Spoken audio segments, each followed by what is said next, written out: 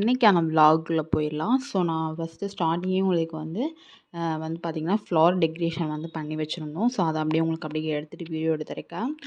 இன்னைக்கு பார்த்தீங்கன்னா, ஆடி 18 ஆனா பூஜை நான் இன்னைக்கு வீட்ல பண்ணியிருந்தேன். ஸோ, எப்படி பண்ணேன் அப்படிங்கிறத காட்டுறேன்.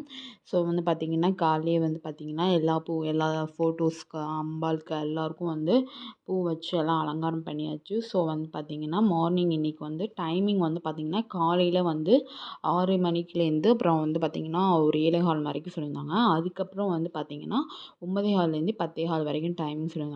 ஸோ, நாங்க 9:15லேருந்து அந்த 10:15 டைமில எல்லாமே பண்ணியிருந்தோம். ஸோ, இன்னைக்கு ஆடி 18 ஸோ, எல்லாரும் இன்னைக்கு ஆறு, குளம் எல்லாத்துக்கும் போவாங்க.